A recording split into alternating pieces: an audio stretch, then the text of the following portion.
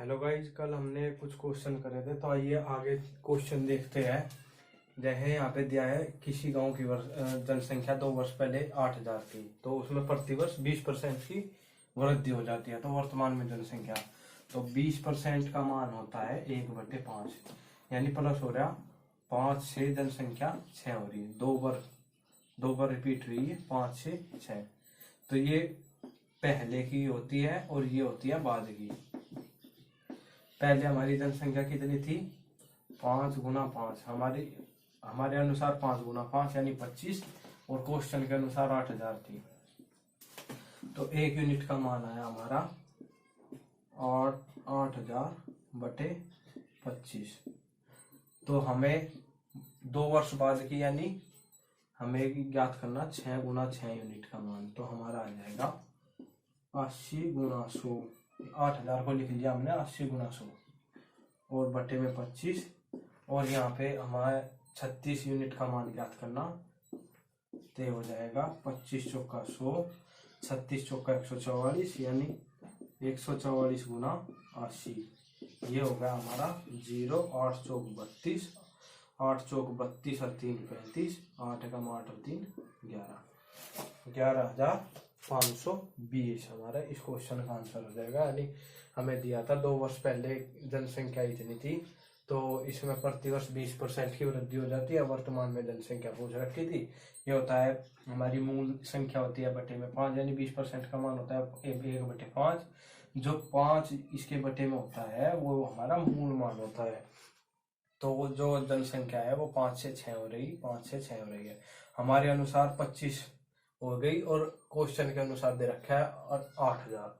तो 1 यूनिट का मान निकाल लिया, फिर हमें 36 यूनिट का मान निकाल लिया, हमारा आ गया 11,520। आइए अगला क्वेश्चन देखते हैं। जैसे हमें दिया है 2 वर्ष पहले किसी मशीन का मूल्य दिया है हमें 17,280, यानी इतने रुपए की खरीदी गई थी। तो इसका हर वर्ष अवमूल्यन 16.2/3% की दर से होता है।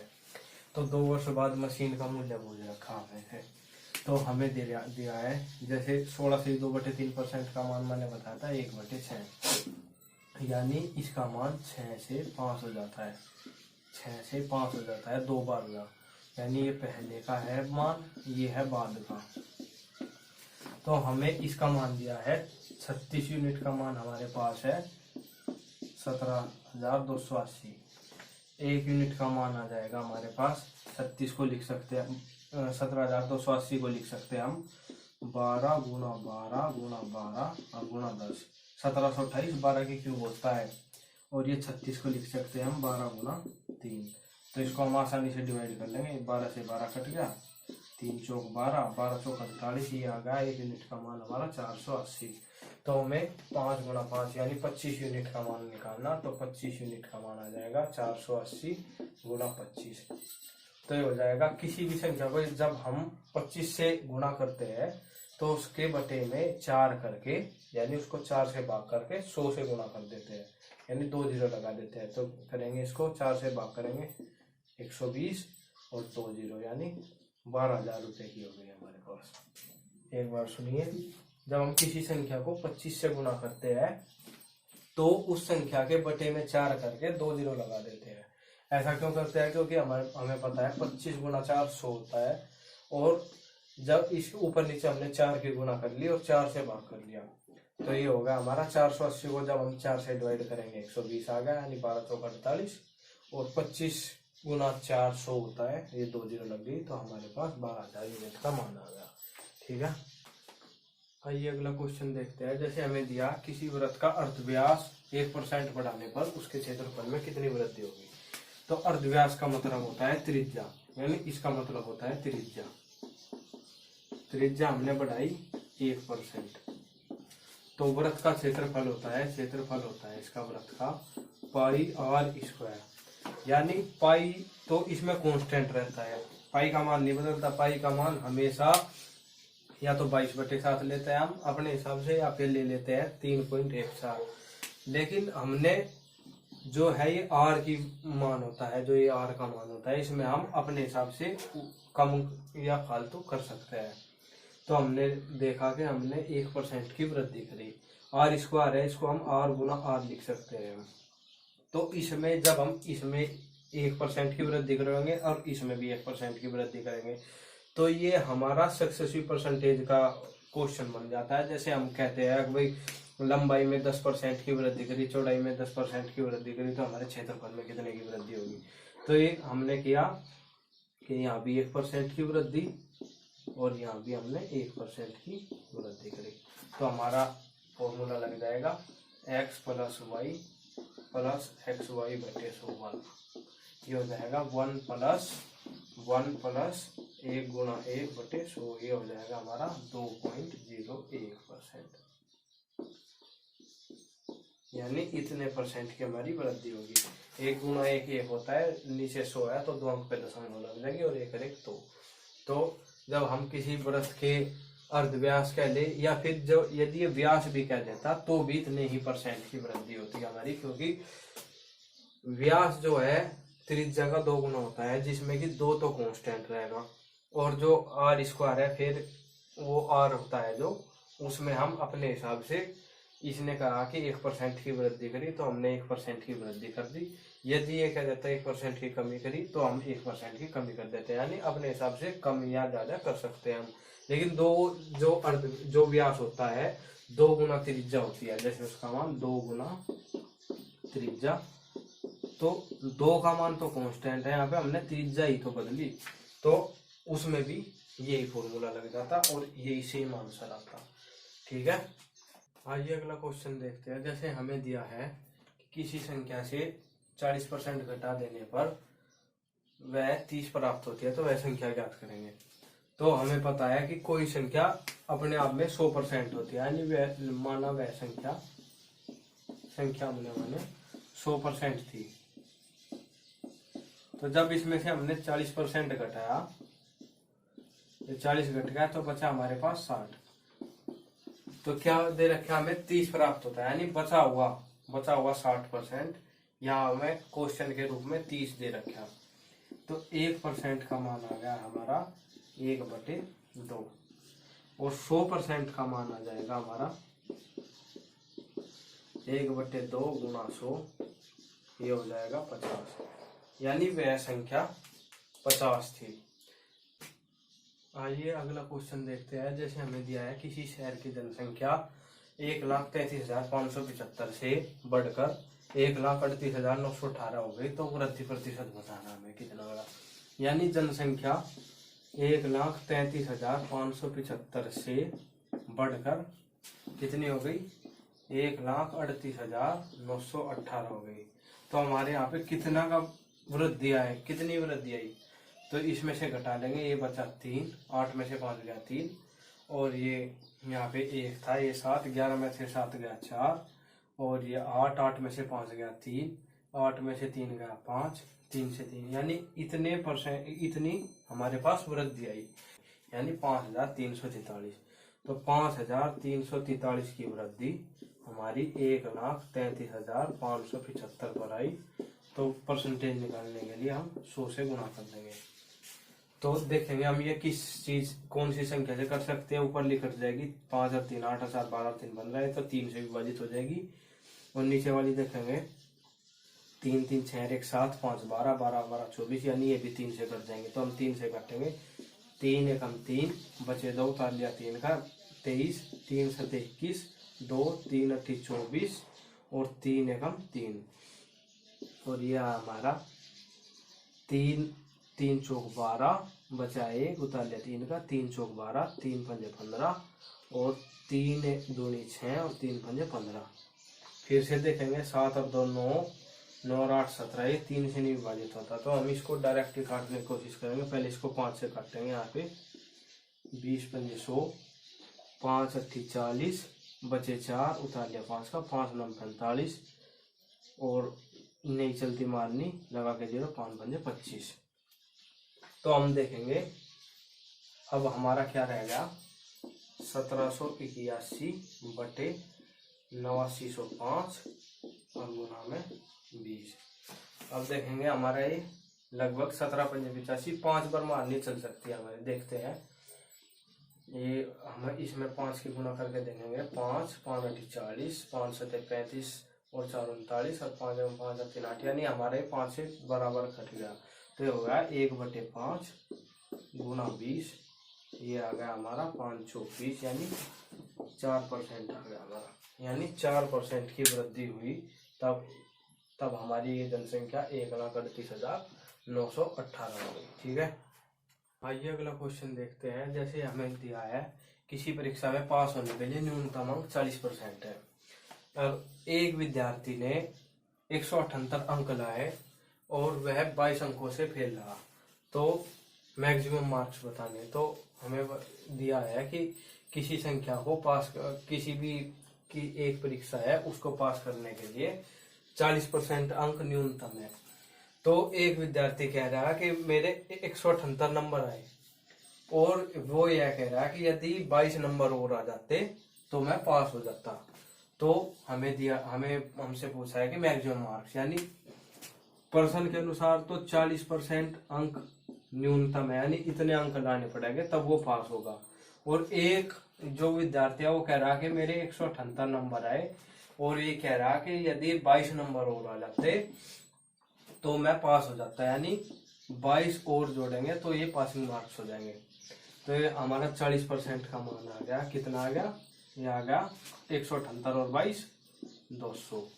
तो 1% का मान आ गया हमारा 40 पंजे 200, यानी 5। तो हमसे पूछा है मैक्सिमम मार्क्स। मैक्सिमम मार्क्स होते हैं 100% अपने आप में। तो 100% का मान आ गया हमारा 500, यानी 500 में से जो भी नंबर है उसके 178 नंबर आए और वो 22 अंकों से अनुत्तीर्ण रहा, यानी फेल रहा। यदि हमसे पूछ लेता भाई न्यूनतम मार्क्स कितने हैं, तो हमें दिया है 40%।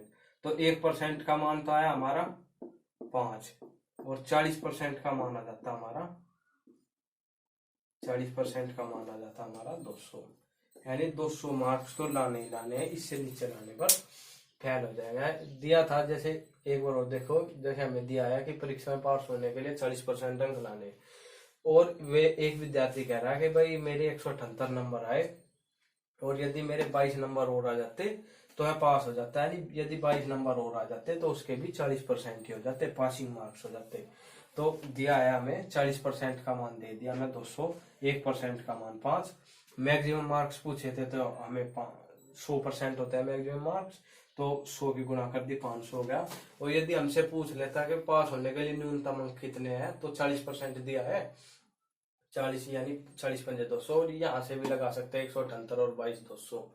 तो हम ऐसे कर लेंगे इसको। ठीक है, आइए अगला क्वेश्चन देखते हैं। जैसे हमें दिया है कि एक परीक्षा में 900 लड़कियां और 1100 लड़के बैठे हैं, तो हमें दिया है आगे यदि 40% लड़कियां और 50% लड़के पास रहे तो कितने परसेंट विद्यार्थी फेल हुए। तो एक बात देखिए, यहाँ पे विद्यार्थी दिए हुए हैं, विद्यार्थी में लड़के और लड़कियां दोनों होते हैं।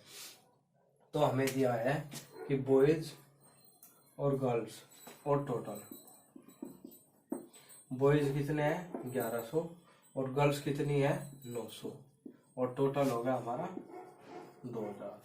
तो हमें दिया है कि 50% लड़के फेल पास हुए, यानी पास 50% हुए तो फेल कितने हैं 50%। 50% का मतलब होता है आधा, तो 1100 का आधा 550, यानी इतने लड़के फेल हुए। ये फेल का डाटा है। और लड़कियां 40% लड़कियां पास हुई तो फेल कितनी हुई 60%। तो 900 का 60%, 9 6 54 540, यानी 540 लड़कियां फेल हुई और 550 लड़के फेल हुए।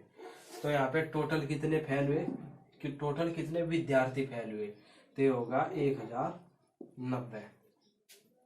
1090 हमारे विद्यार्थी फेल हुए, जिनमें से 50% लड़कों का 50%, यानी 1150 का 50% होता है 550, और लड़कियां 60% फेल हुई। 60% का 900 का 60% होता है 540। तो देखेंगे और कुल मिलाकर हमारे 1090 स्टूडेंट फेल हुए। तो हमारे कितने परसेंट स्टूडेंट फेल हुए, तो 1090 फेल हुए 2000 पर, और परसेंटेज के लिए गुना 100। 2 जीरो से ये 2 जीरो कट गई, 1 जीरो यह कट गई, हमारा आ गया 109/2। ये होगा 54.8%। 54 दूनी 108, 54.5%, यानी 54.5%। 54 दूनी 108 और आधा है, आधे की गुणा 2 में करेंगे तो 1 हो जाएगा। 108 और 109, यानी 54.5% हमारे कुल विद्यार्थी फेल हुए। एक बार और देखिए, हमें दिया था भाई 900 लड़कियां है, 1100 लड़के हैं, और हमें फेल पास का डाटा दिया हुआ था, तो हमने फेल का निकाल लिया क्योंकि हमसे फेल का ही पूछा हुआ है। तो 40% लड़कियां पास हुई, तो फेल कितनी हुई? 60%। 900 का 60% 540। और हमारे जो लड़के दिए थे ये कितने पास हुए? 50%। यानी 50% पास हुए, 50% फेल हुए। 50% का मतलब होता है आधा, तो 1100 का आधा 550। तो कुल मिलाकर हमारे कितने विद्यार्थी फेल हुए? 1090। 1090 फेल हुए 2000 पर। परसेंटेज के लिए हमने गुना 100 कर दी, और ये आया हमारा 54.5%। ठीक है। जैसे हमें दिया है कि x में से x का 6% घटाने पर जो प्राप्त संख्या होगी वो x को कितने से गुना करने पर प्राप्त होगी।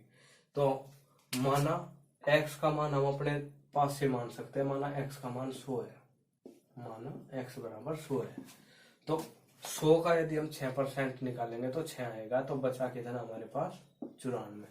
तो हमसे पूछ रखा कि इस 100 में कितने की गुणा करें कि हमें ये 94 प्राप्त हो। तो क्या करेंगे हम? माना एक जो 100 में हम k की गुणा करेंगे तो हमें 94 प्राप्त होगा।